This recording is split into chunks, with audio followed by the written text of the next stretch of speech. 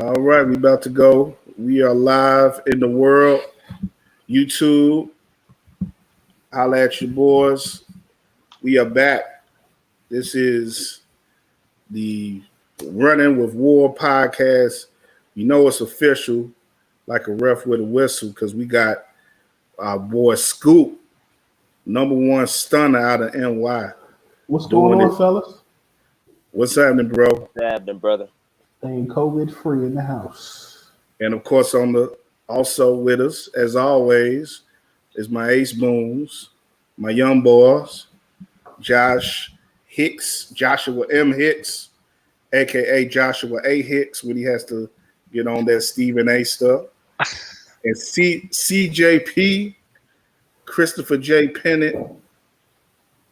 Yes, we winning out here. That's what we about. Victory, man. And two V's. The V right here, man. That's what we doing. But yeah, man, we just chopping it up here, giving you some stuff in it on a live tip that are going to be using for our next podcast, our Running with WARR podcast. And we just put out something yesterday. I called it Pre-Bubble NBA Talk Volume 1. So we're going to get to our second volume here tonight. And essentially, we're all hoop heads. We follow the league. Scoop, you're much closer to the league than the rest of us. But, you've been covering the league for a long time, and we've all been following the league for all our lives. And this is going to be an unprecedented situation here that's coming up in Orlando. And I'm still worried on some levels, man, because it's like, I just saw a piece. I'm bringing it up on my computer now. ESPN reporting just today 9 more players testing positive for coronavirus. That's on top of, I think, 16 players and staff who were already known to test positive before today. And, I'm just going to throw it to you first, man. What are your thoughts on, the possibility of this all falling apart before it even starts? I think it's likely. And it's interesting because last week, Florida, I believe it was Friday or Saturday, there were 9,000 more cases. Specifically, when you look at the state of Florida, my family is originally from Florida, and that area, Orlando as well as Tampa, St. Pete, before we moved to New York. And I know, just in speaking with some family before the NBA made the decision, just talking with some folks, just how careless many people were, whether it was not wearing masks, just acting as if things were normal.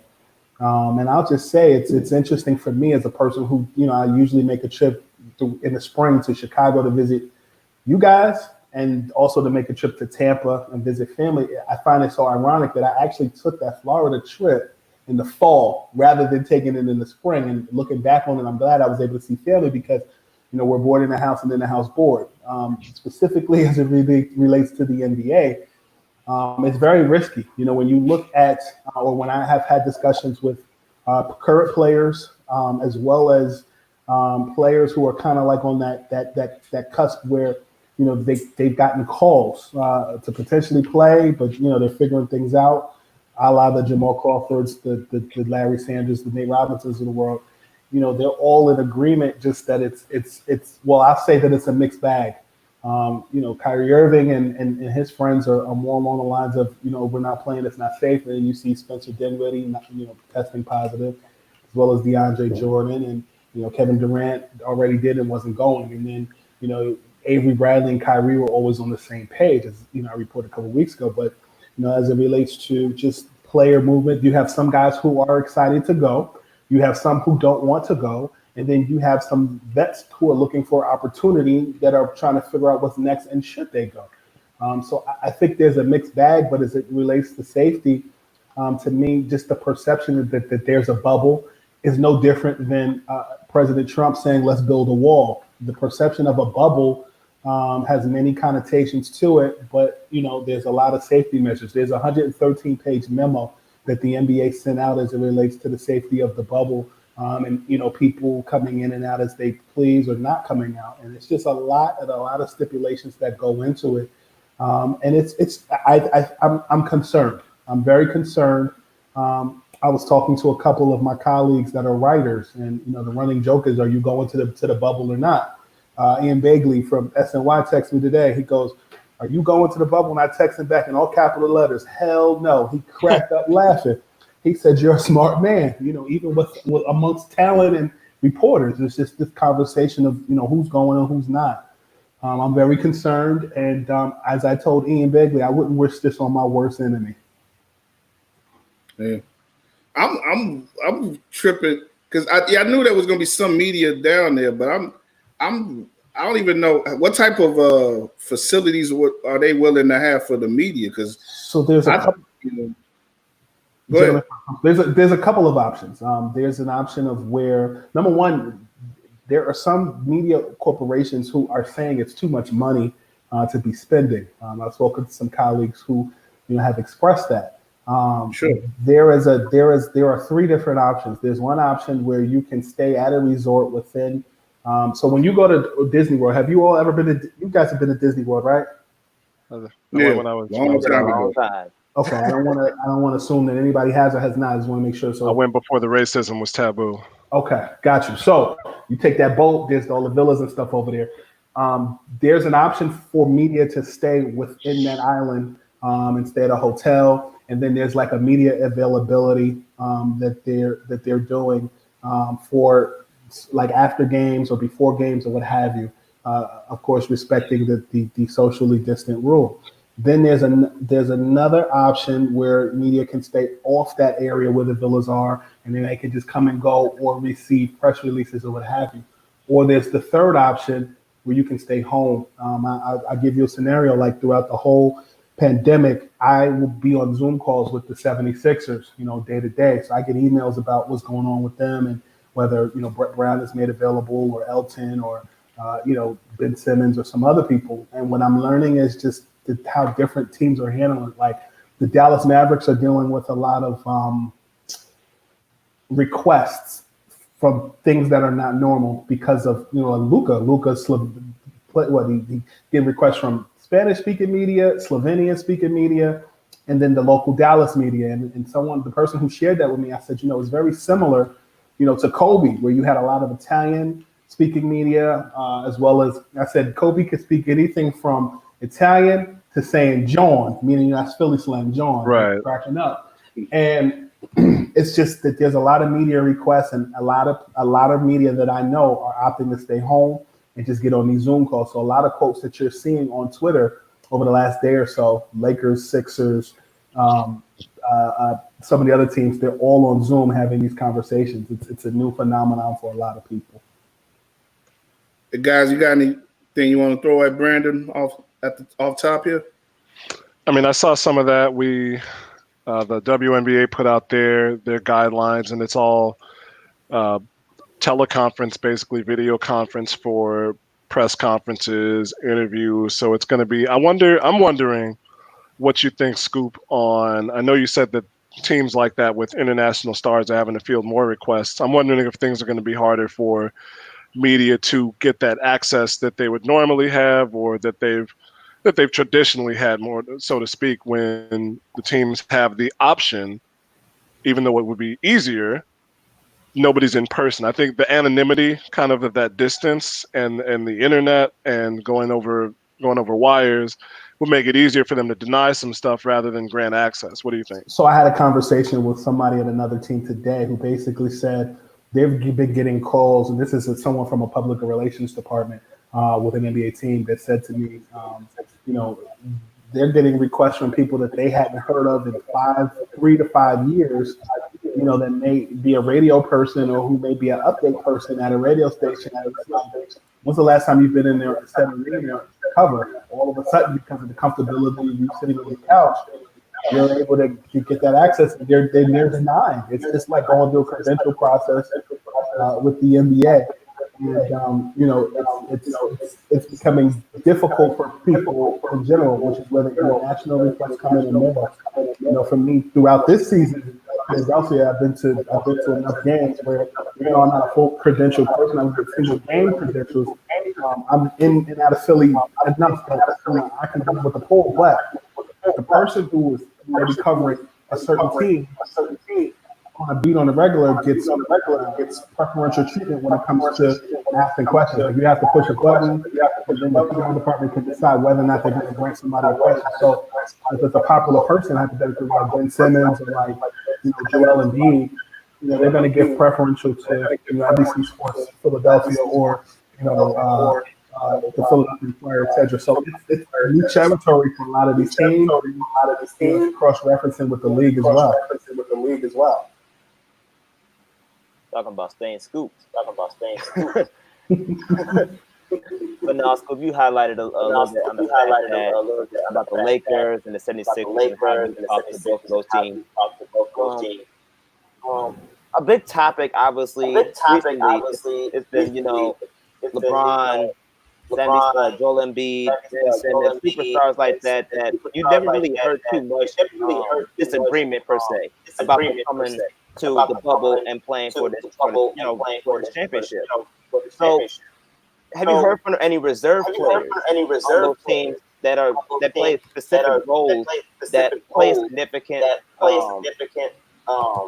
what's the term I'm thinking of? Like a significant presence on the team, like the Avery Bradley that has took himself out of the bubble. Like, have you heard from any other reserves from any of those top tier teams that may avoid some of those similar opinions outside of just the stars themselves? Yeah, and I think a good place to start was that conference call with the vice president of the Players Association, Chris Paul, and there are multiple vice presidents. Kyrie Irving of the Brooklyn Nets being one of them. And I spoke to about 3 or 4 different people who were on that conference call. And there were a lot of people that were playing or that are on teams that go to the bubble that have reservations about playing, and they're scared to voice their opinion because they don't want to upset their peers who may want to go. So when you look at that conference call, Carmelo Anthony has been very apprehensive about within the conversations or the confines of that call. Guys like John Morant have been vocal about it on the conference call. Kyrie Irving, who's not a reserve, he's considered an all-star, has been very vocal on the call about not wanting to play. And I can tell you that on that conference call, a lot of guys were airing out a lot of grievances about it to the point that Chris Paul was on the line and basically said, guys, don't say everything you feel because there might not, you don't know everybody that's on the Zoom or on the conference call. So, it's interesting because I was having a conversation with a friend of mine who's in corporate that has no dealing with basketball and sports. They're in the traveling industry, and they feel that one of the problems that they're having is that you don't know who was who on the conference call because, particularly if you're doing Zooms, if the person's name is not identified, you may see a phone number, and you don't know who the hell is on that call. So, like, you look at a situation like with the conference call that the Players Association had, there were a few members of the media on that call, and literally minutes after their conversation, stuff is being tweeted and is angling towards Kyrie. But to be honest with you, Avery Bradley was as vocal as maybe Dwight Howard and some of the NBA players that were there. So it's just a lot of just back and forth. Just how people feel. I think I answered the question. It varies from star to reserve. Who feels what about reserve?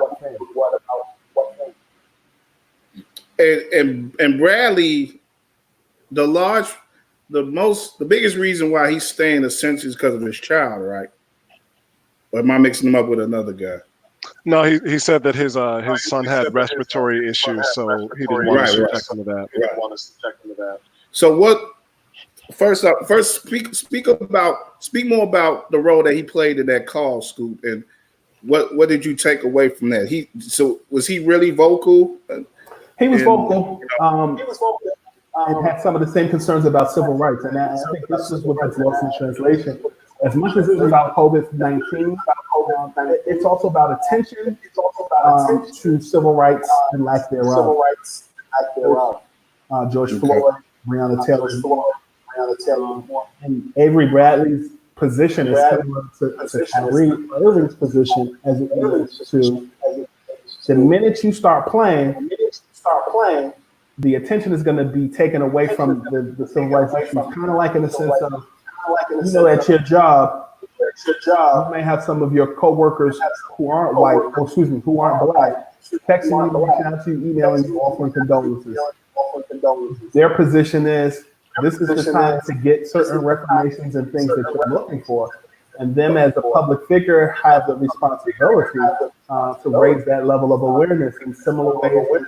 Bill Russell and Kareem Abdul-Jabbar, some of those other people did that themselves. And so Avery Bradley and Kyrie are both on board in that regard. It's just that Avery's position is looked more presentable because a lot of Kyrie is looked at as a target.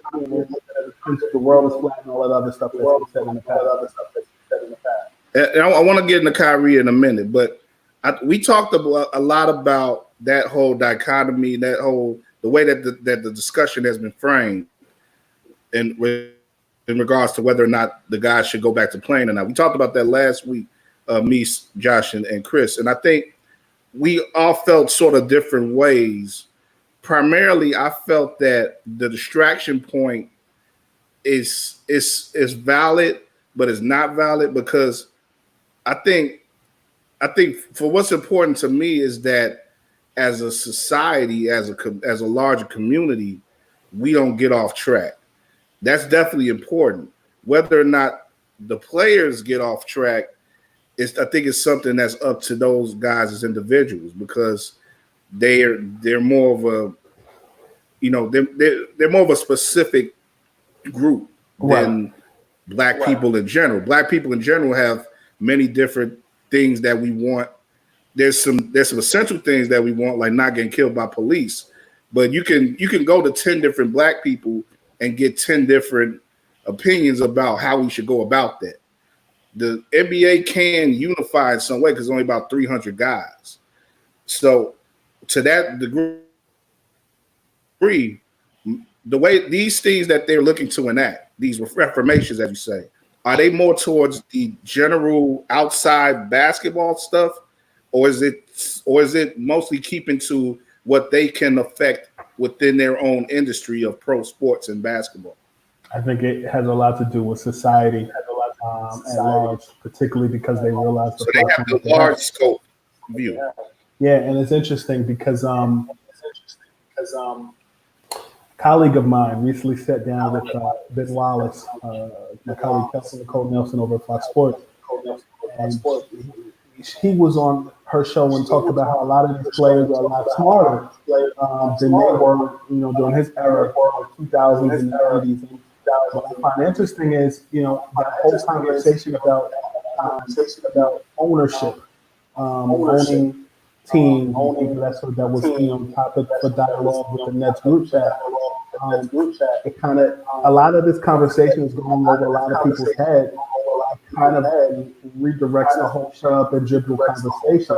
Because if you're just seen as cattle or you're just seen as a person that produces entertainment, we can't really have this conversation high level. Okay. And now going into Kyrie, before I let the other guys jump in a second, but I'm interested because I know you have a relationship with Kyrie, and you know things about him that other people don't. So I want to get your thoughts on this moment. We've had different moments with Kyrie, mostly as a player in that context, but this is like the first time where he had to step up as a leader because he just got elected to be vice president of the union. Mm-hmm. So this was a moment where, as an authoritative figure, he stepped up and he put his foot down in some ways, and he made his opinion be known. And we know that as a player, his role as a leader has varied in some ways, depending on the teams that he's been on and stuff like that. But I want to get your thoughts, before we go into the competitive stuff with this bubble. Mm-hmm. And what do you think about Kyrie as a leader right now and potentially going forward? And what do you think that call and this whole discussion about coming back and what it means to the players? What is it, his role in it? What do you think is said about him as a leader potentially in that union going forward? Well, I think what gets lost in translation specifically is the fact that he is the vice president and is an advocate for a lot of other players who have voiced certain things to him. The John Morant is going to feel comfortable, or the Zion Williamsons are going to feel comfortable, pulling you to the side and letting you know how they feel. But I think, unfortunately, Kyrie, the vice president, is Kyrie, the player on the court, and relationships that he's had, particularly with people on the Celtics and with LeBron James during the time with the Cleveland Cavaliers, is getting all grouped in one. Just like I think it's interesting that the other day or yesterday, I had tweeted this article or wrote this article about how this webcam porn site is offering free services to the people if they. You want to get into that too, yeah. Go ahead. But basically, you look at the comments and people are like, man, James Harden would really jump at that. Like, people are they're basing what they see on the court as what people are in other roles, and I think that's natural if you don't really know somebody. Like I know Kyrie and I know his friends on that professional friendship line blurs. At the same time, I think the issue with Kyrie is many people don't know him. Particularly as it relates to media. Off top, I only really know two people from my perception. I could be wrong, but from my perception, I can really know him and let him in as much. One of them. So it's one other person, and the one other person who talked to him during this whole situation, he kind of kept him at bay. Kyrie called a disruptor because of it. You do the math when I'm talking. Okay. All right. I'd say my last thing about Kyrie is that I think you definitely are right that people don't know him, and that's a lot. He controls that in a lot of ways too. But I think also it's unfortunate, and this is unfortunate. He doesn't necessarily control this all himself as well. But some of the stuff that people have gotten from him is not the best representation. Mm-hmm. Like the stuff about the flat Earth and everything, and he said some things, whether he said them in jest or not. He said some things that have caused people to judge him very quickly and definitively. And I think he's still a young guy, and he's still a guy who's gonna mature into this role as a leader. Because I think you were the first person who told me about him becoming VP, and I was like, "What?" He was elected. He was elected to a while. I was with you guys in Chicago in February. Those elections were done in February. Right. Yeah. Right. We was hanging out that weekend. And I was like, "What?" I was just thinking, like, I don't know about that, but if it's something that he wanted, I could see it being a platform for him personally where he can make a statement and change a lot of the perception that people have had about him. Well, this is what I tell you. He is his father's child. Very shrewd. His father comes from a financial background.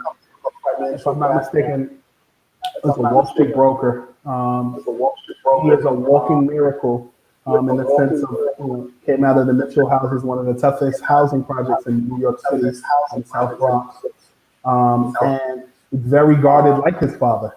I will tell you that Dredick Irving is the advantages that I've had in dealing with them is locality and taking trips to Cleveland.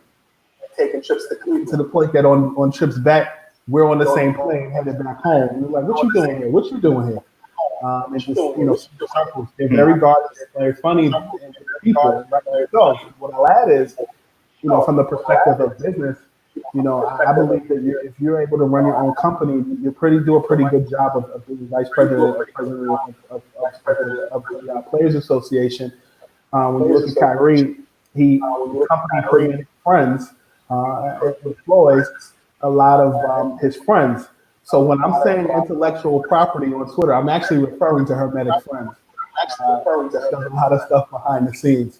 And what I'll say is, managing people is important. And I think that, moving forward, I think the Nets and Kyrie are getting ready to turn a page, starting next season. I think this year was a test run. It's going to be very interesting to see, it's going to be very interesting to see this coming next season. I think this season is a wash. Well, I think we're all thirsting to see what him and KD are going to do together. Yeah. So that's definitely going to be one of the big storylines of the 2021 season. But Josh, Chris, anything more you want to throw at Scoop before we get to breaking down the competitive layout of these games? It actually interested me, Scoop, when you were talking about that press conference or the phone conference that the Players Association was having, because it's kind of difficult to think of it as a union in the traditional sense. For me, at least, I don't think about that as much. When we think about basketball, we don't think about union day-to-day activities as much, right? Unless the CBA is about to expire. That's what we really think about it. So it was interesting for me to hear that how these basically it's union members expressing their support or apprehension at a direction which the whole union basically had to be united on. So I'm wondering in that context, just on if you could shed more light on the union activities and how it relates to, like, so say Chris Paul. I honestly had this vision of Chris Paul like baking cookies when he was trying to be elected for vice president or something like that, something silly. But how does that structure work? How do these players who get elected into these positions, how do they get together and kind of try to affect the rank and file union leadership? Because there's obviously very real concerns from players. So how does the union come together as one, and who drives that? Who are the players that drive that? The easiest way that I could kind of break it down for you guys is on a tertiary level. I think that's the word I'm and that's appropriate in this situation. Is if you look at NABJ, the National Association of Black Journalists, you have, particularly in the sports task force, I know Kyle is a part of it. There's a local chapter in Chicago, there's a local chapter in New York, Philadelphia, what have you. We've gone to a couple of those meetings. You may have somebody who's talent on TV or like radio who may be, like president, like Chris Haynes of Yahoo Sports. He holds a role within the sports task force. Mark Spears is the former president of the sports task force. And so you have different people. Yeah, they're who they are on TV, but they still may have a role within a union. Comparatively, in the NBA, you have the same thing. Even within the public relations departments in the NBA, as I told you before, I spoke to a couple of PR vice presidents and presidents of teams today about certain logistics that I'm learning and I'm being educated about on the fly. And what I'll tell you is, even within PR people, there's certain roles. Somebody in Dallas may be the president of something, and somebody in Philly may be president of something. Somebody in San Antonio may be president of something. There's so many other breakdowns we're just not familiar with, and that's okay. As it relates to the Players Association, Paul was very instrumental in the CBA. That happened. The last agreement that I think runs through 2023 or 2024. What I'll tell you is, him being instrumental in it is he's got a lot of money remaining on his current contract, and why he's so hard to trade. Reporting last summer, once he was traded to Oklahoma, Miami was on the phone, and there were families there, but the contract part and who Miami was going to give up. Miami was very gun ho on Tyler Hero. What I can tell you is, as it relates specifically to your question about goals, you guys have to listen to what people who are the constituents have to say. And I think what's interesting about Kyrie and Chris Paul is the Paul represents his age group. LeBron, Carmelo Anthony, Dwayne Wade. And so those contracts benefited them. When you look at somebody like Kyrie and who's vice president, the next generation of guys who look up to him, they have some concerns about financials and things of that sort too. One of the things that was interesting about just where we are and whether the players decided whether they wanted to stay or go, meaning whether the bubble was going to happen or not, the topic of force majeure, which basically means that there was a certain time period in which players and the owners gave up whether a season was going to resume or what have you. So if the players did not resume the season this year, the system of the current collective bargaining agreement could be restructured and likely will still be restructured with them playing because of the salary cap, which was already expected to drop because of the China business. And now because of the pandemic, with less money coming in, and they say we're not officially in a recession, but at the end of the day, as we keep moving forward, that's going to affect us. So the roles of the vice president and the president of the Players Association is to voice concerns and have a force of action. They're more than just dribbling basketballs.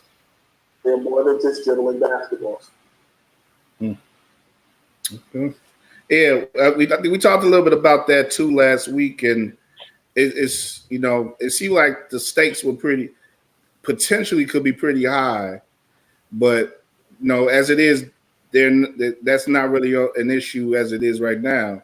But it may be something that still, schools say they still could look back at that CBA, whatever, and it may be an issue that you want to look at going forward, especially because you're talking about a year where so much less television money is coming in, so much less money from the stadiums are coming in, and the owners, I never get why the general public so often goes on the owner's side. I could guess a couple reasons when it comes to owner-player, fracks.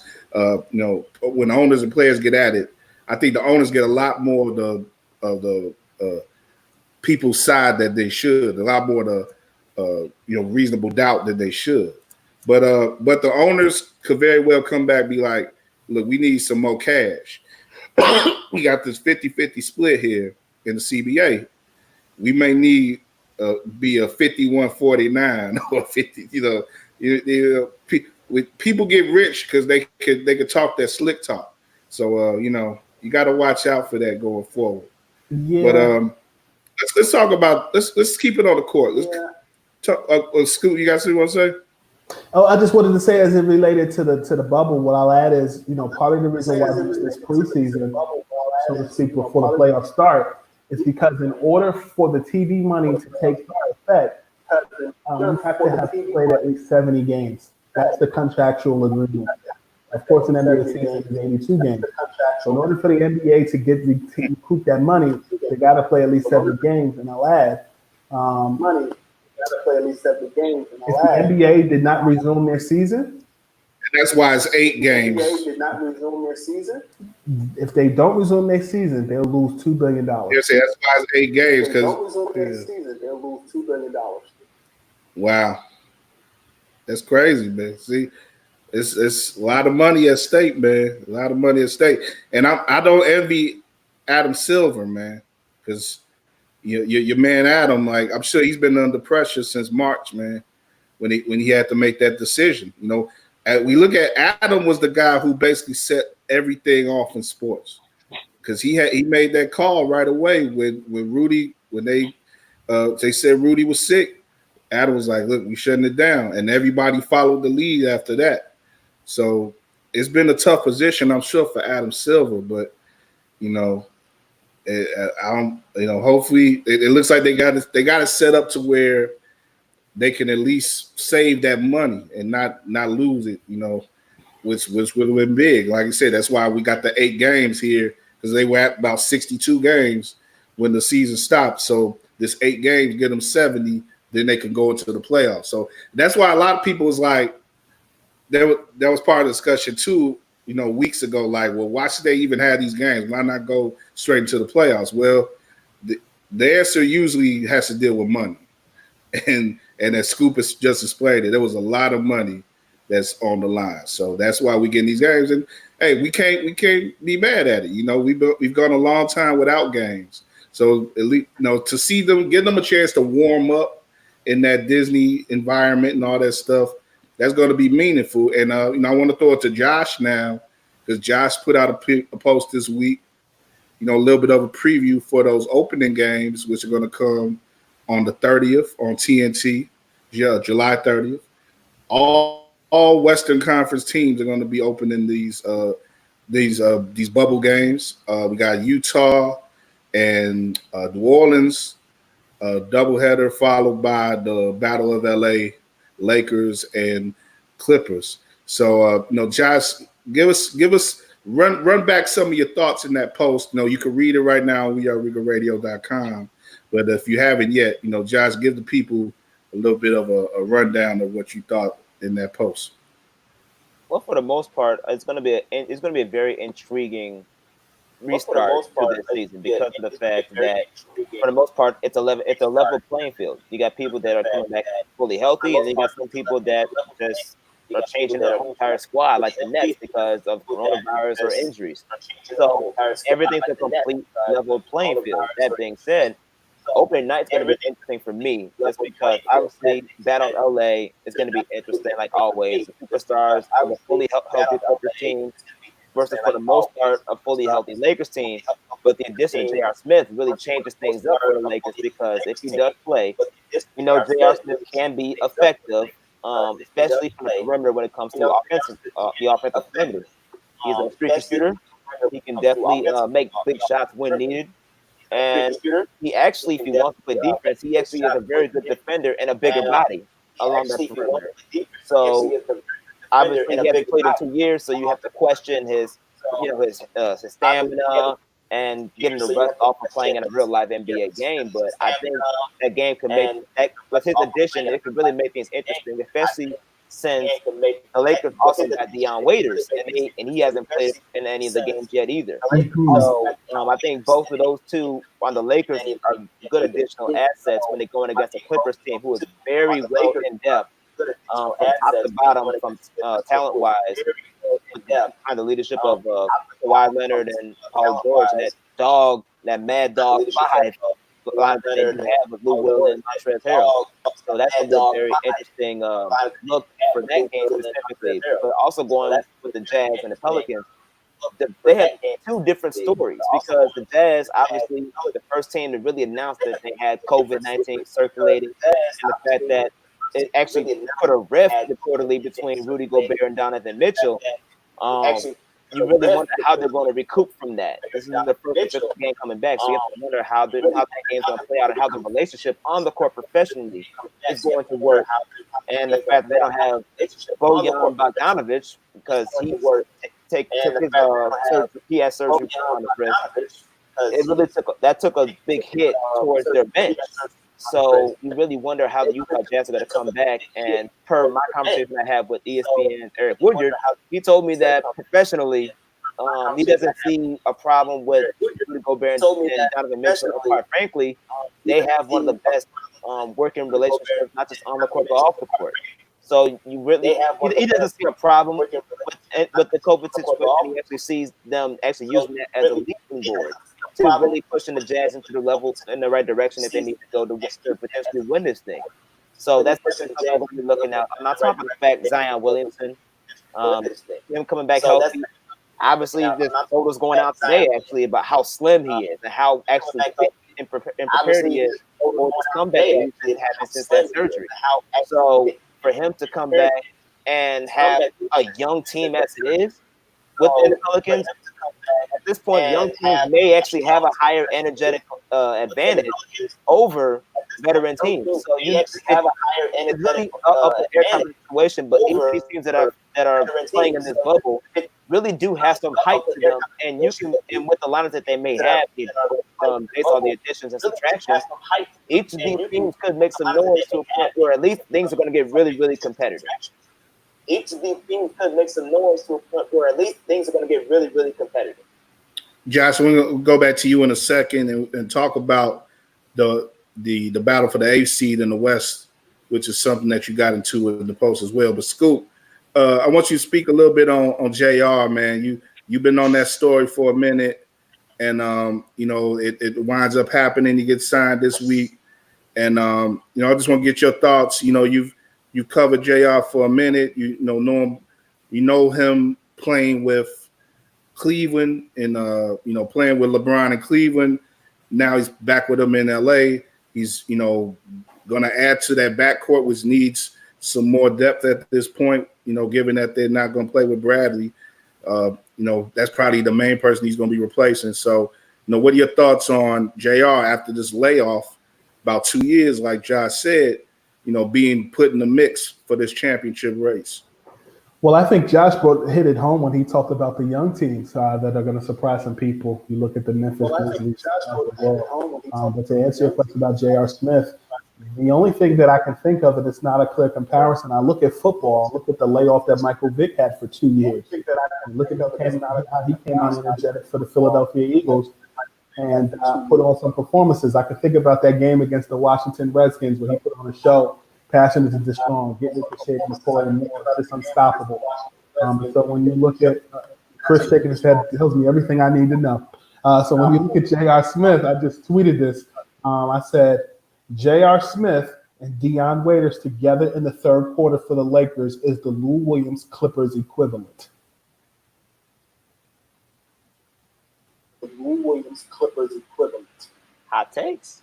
And I think that at the end of the day, when you look at the Lakers right before, at the end of the day, when you look at we shut down for the pandemic, the Lakers were clicking on cylinders when they got the Morris twin, when they signed Dion and he hadn't played yet. So, adding J.R. Smith, who's been working out, who's been in LA, for a long time. He's been in LA since the beginning of the year. J.R. Smith, a fixing Laker. I think this is time to shine and to shut a lot of people up. Laker, I think this is if I can ask Scoop, how much does chemistry play a part when you only have 8 games of kind of a training time, training period for JR, then going into the playoffs? Is JR just going to fit right in, or is it going to take some time to integrate him in? I think any guy who shoots 33% during his career is an asset. 33% from three. An asset. And the thing about it is, 33% from three. JR is not a stranger. You look at the Lakers team. He's a clutch guy. Anthony Davis is a clutch guy. LeBron's a clutch guy. Phil Handy, was assistant coach with the Lakers. Was an assistant coach with the Cavs in 2016 when JR and LeBron were teammates. I can tell you JR and Phil have worked out together out in LA. I can tell you one of the good things that the Lakers have in their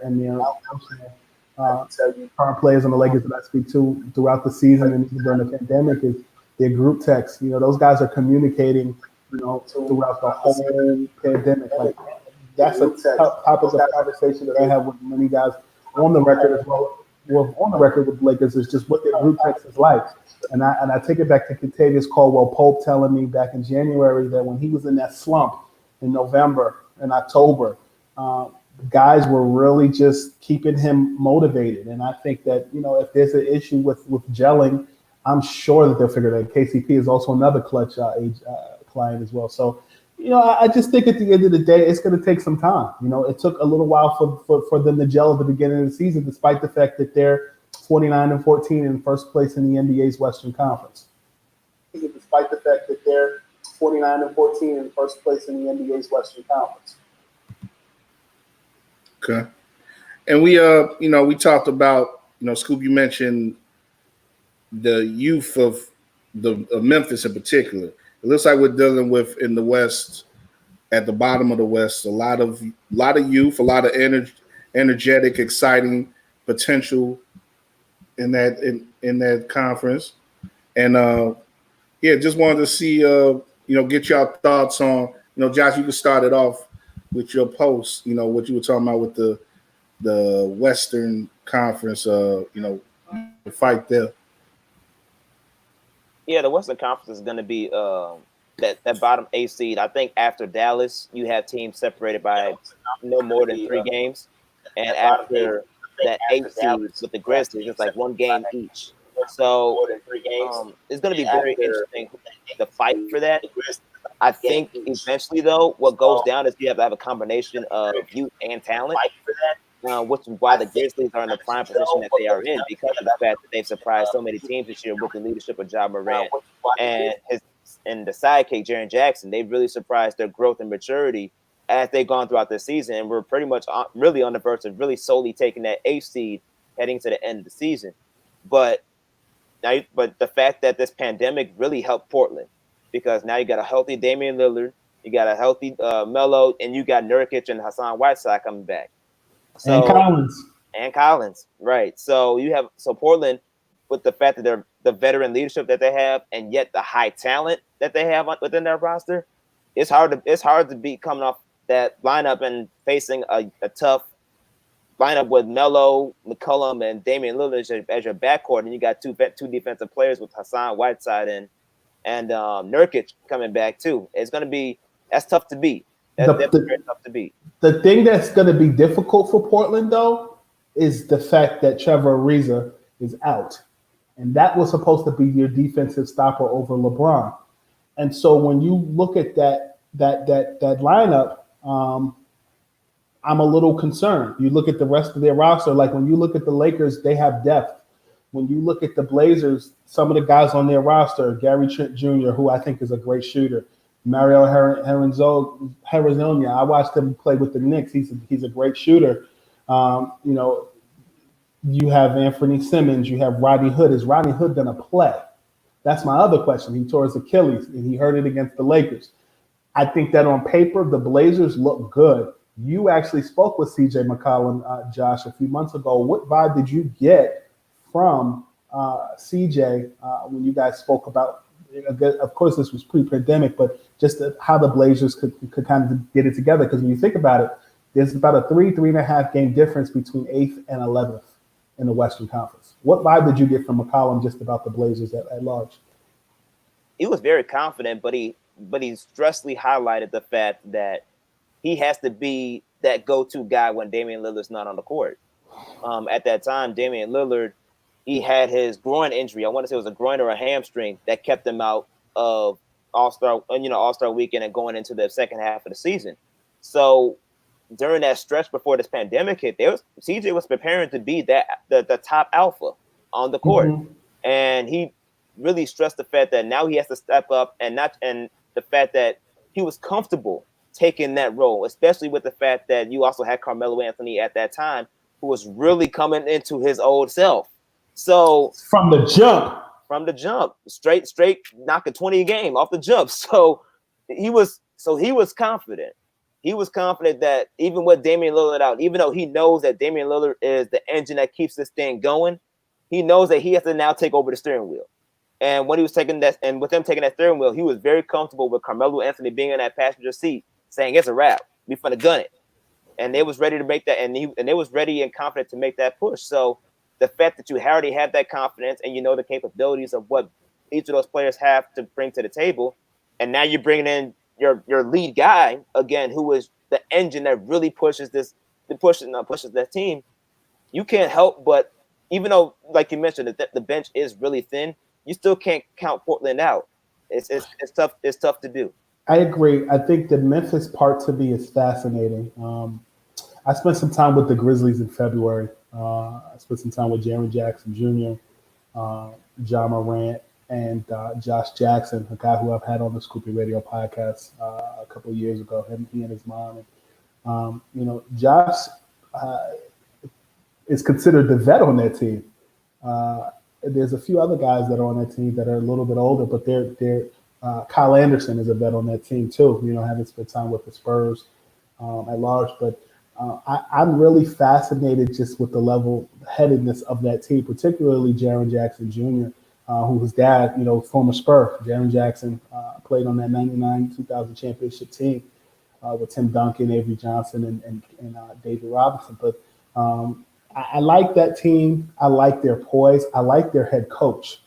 But I do think that it would be a different conversation had Portland not started out hurt. I mean, this is a team that was a Western Conference championship appearance, or they played in the Western Conference against the Golden State Warriors, and they invested a lot of money into both CJ and Damian Lillard, and I like them. I want to see them do well, but I am kind of intrigued by New Orleans as well.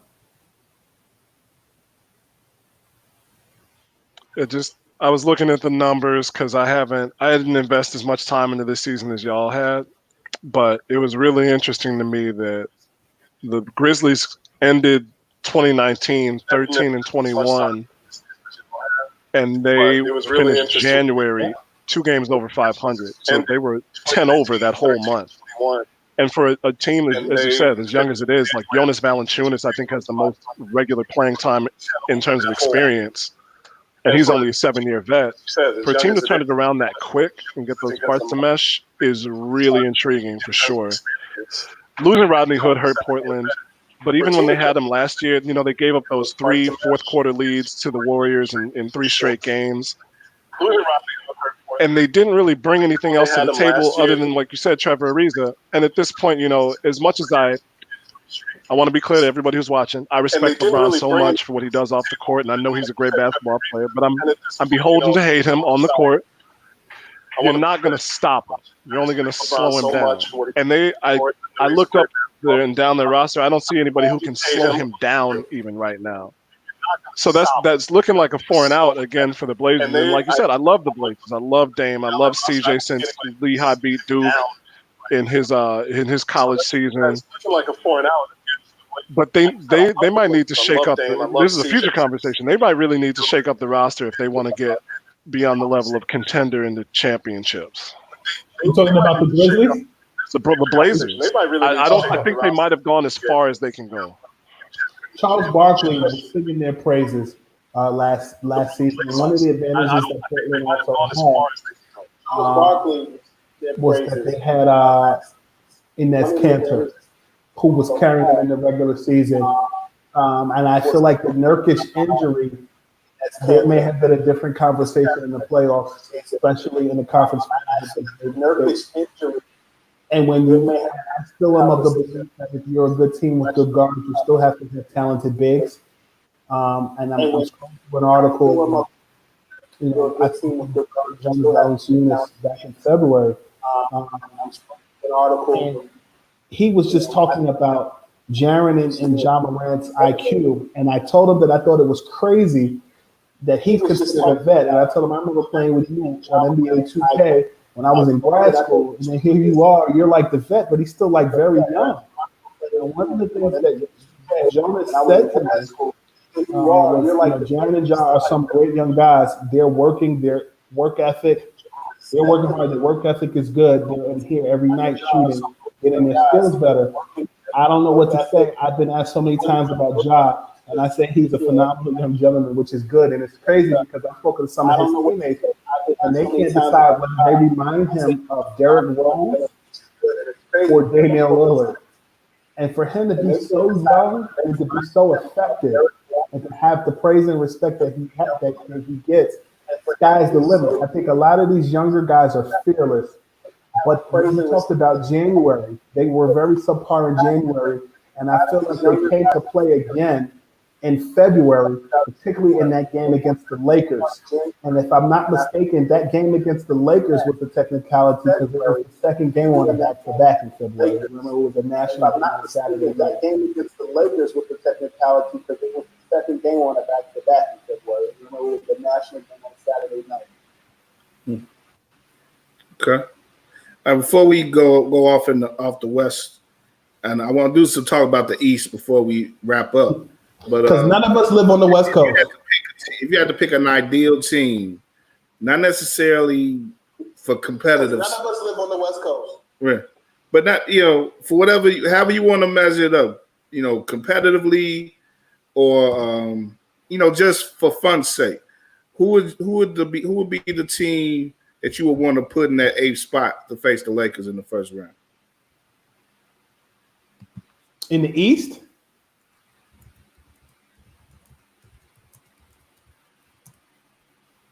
In the East? Nah, the West team. Who would you want to see essentially? Who would you most want to see essentially win that 8th spot in the West? Portland or New Orleans?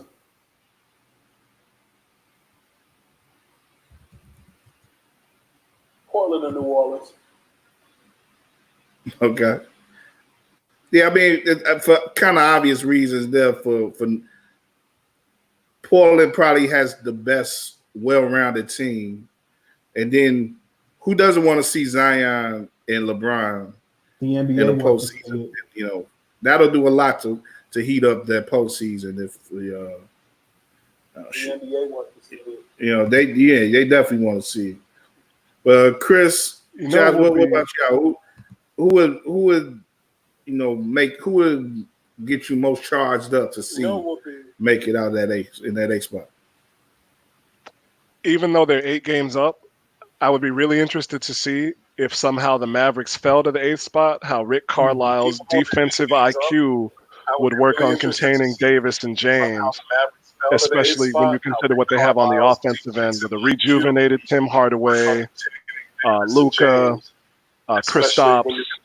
On the offensive end, that's a very well-rounded team that could make it to the 3rd round at the very least. But I don't see them moving down to the 8th spot. So I'm gonna go with Memphis. Like I said, I didn't invest as much time, but the times I saw Memphis play, it's kind of a combination of that grit and grindhouse teams from the early 2000s, and just they're gonna go with Ja. They're gonna follow with Ja, and it's a lot of fun to see. So I think they could at least stretch them out. They'll make the Lakers work for their win at the very least. So I think they could at least stretch them out. They'll make the Lakers work for their win at the very least. It would be either New Orleans or the Trailblazers. Josh, you got to pick right quick.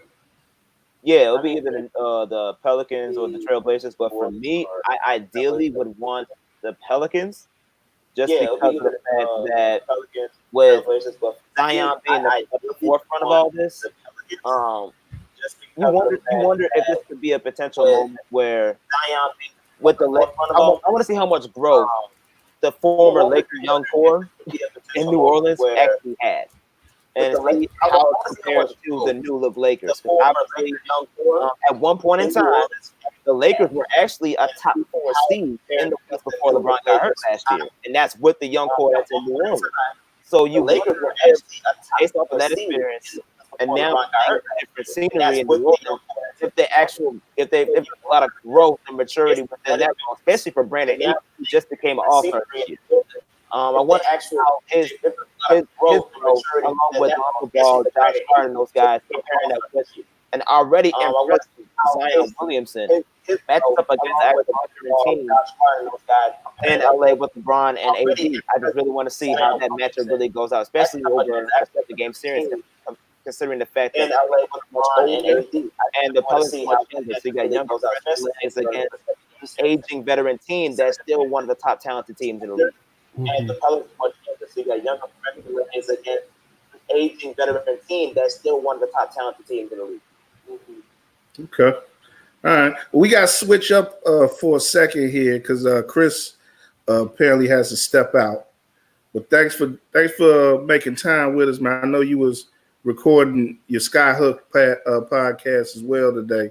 So, thanks for making time and, being able to join us and make it a 4-man setting here. But we're going to get into the 3-man weave right here as Chris steps out. And we're just gonna do a little talk on the East, and then we'll sign off from YouTube, and that'll be it. But yeah, thanks again, Chris, man. We'll get up again next week and do some more talking about the whole, do some more bubble talk, and I think we'll preview as we get closer to the start of the games, we'll do some more in-depth preview and talking about the contenders and stuff. But I think, I think we'll just want to end this session with throw a few bars at the East and the lower teams in the East. And I think we'll get back to the talk, Scoop, with the Nets, who I know you know pretty well. And, you look at that lower half of the East, you also have Orlando, which is the so-called home team for this whole setup. They're going to be involved. And you also have the lone team that's outside the playoffs currently in the East that's been invited was the Wizards. And, they're going to have to do some work to get into that top 8 and overcome, maybe the Orlando or or New Jersey, Brooklyn. But Scoop, start us off with that. What do you think about those 3 teams or any other teams that are interesting to you in the East as they begin preparing for this bubble play? I like the Orlando Magic, truth be told. I was out in Orlando. I checked out some couple of preseason games back in October at Amway Center. And the thing that I've watched from October to March has been the confidence level, particularly as it relates to Markel Fultz. Had a very precarious season last year and has found a way to get into a rhythm. And to be honest with you, one of the guys in that situation, and they're not a fluke by accident. When you look at the Washington Wizards, injuries has decimated them throughout the course of the season. John Wall, Washington Wizards hurt, and there was conversation about whether he'd come back. But Bradley Beal, who's in constant trade talks as it relates to the Brooklyn Nets, has a chance to kind of showcase himself to more of a national audience. So from a business perspective, it's great. But from a perspective of actually winning, I think Orlando is in a pretty good position. But I think with the injuries and not showing up with Brooklyn, that 7th seed is pretty sneaky. I mean, you're talking about a Brooklyn team that at one point was a 3rd or 4th seed, all the way down to 7th. You're looking at Orlando team who I think could actually move up. You look at the 76ers, they were 6th seed. Could they be further up? That would be the goal for that. If I'm Orlando, because then you wouldn't have to play, 1 seed in the Milwaukee Bucks. But I don't think the Milwaukee Bucks are a typical 1 seed. I do think that when you look at the NBA's Eastern Conference stuff, I think that the Boston Celtics, their chemistry and their is going to work at the right time. I wrote a story today over at Heavy.com just discussing Jaylen Brown and Jason Tatum and Walker's chemistry throughout the course of the season. And now is the time to really flourish and shine in that regard. Marcus Smart defensively is there. They're Patrick Beverly, if you will. When you look at the situation with Orlando, though, man, I think they're a tricky 8th seed. Patrick Beverly, if you will. When you look at the situation with Orlando, though, man, I think they're a tricky 8th seed. Okay. Yeah, Josh, who are you looking at in the East who interests you, as we prepare for these games? I mean, for me, I'm actually looking at the Toronto Raptors. The Raptors have been very steady throughout this Eastern Conference and even shown signs of improvement, even on top of last year's performances. Fred VanVleet has taken an extra step. Yeah, Pascal Siakam, who was the most improved player of the year last year, pretty much took another role to make another case for winning the same award again. If he really wanted to play the year last year, the main role stepping up in the role that Kawhi Leonard held. So the Raptors themselves and their system as a whole has really kept them afloat as a top 2 team, top 3 Raptors themselves and their system.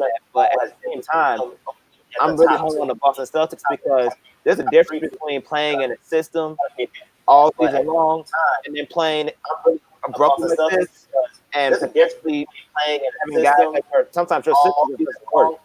The Boston Celtics have so much offensive talent, and a lot of it is based on people that can take their own shots from any position.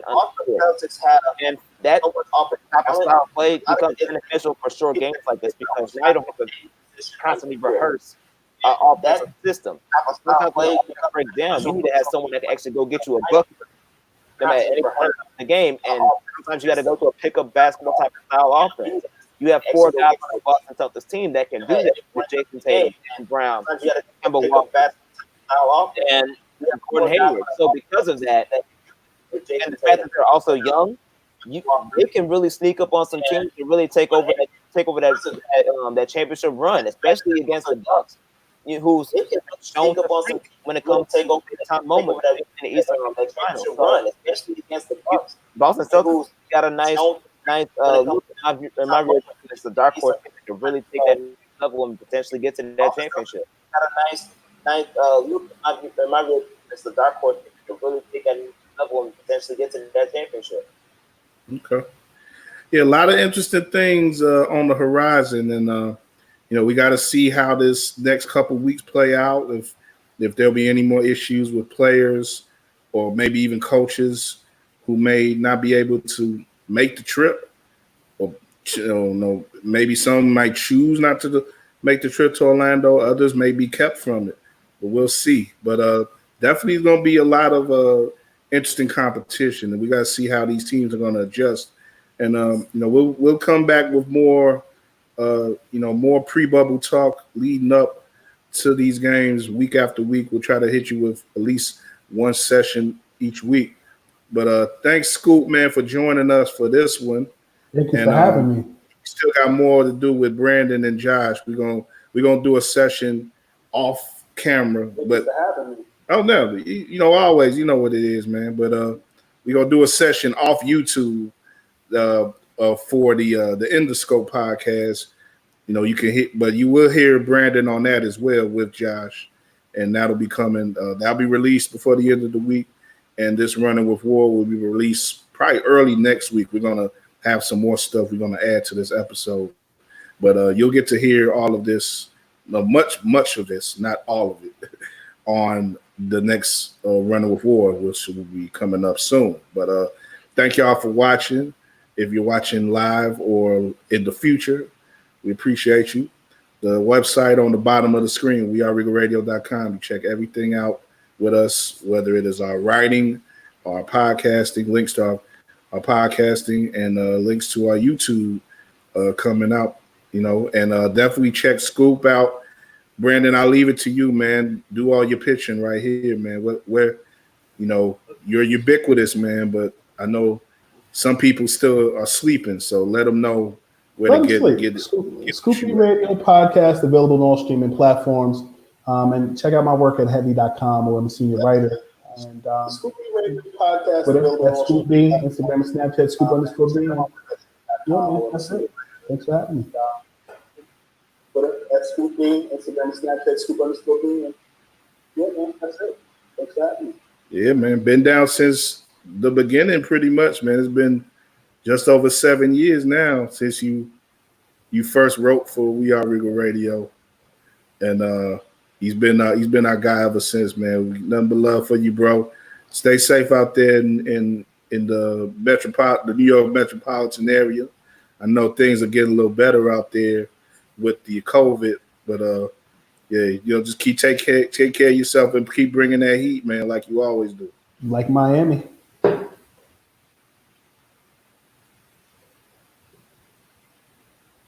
All right, you good? All right, man.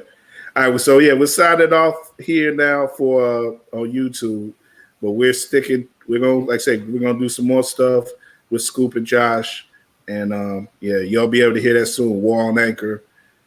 Keep following us, and we're on iHeartRadio now too, our podcast, so you can listen to us on iHeartRadio as well as every other major podcast platform. So. That's it. There's no excuse to ignore, no excuse to sleep. We bringing it up, man. The price, 2020, a lot of prices have gone down, but our prices are going up. That's what's up. We got RegalRadio.com. WARR Media, the Empire.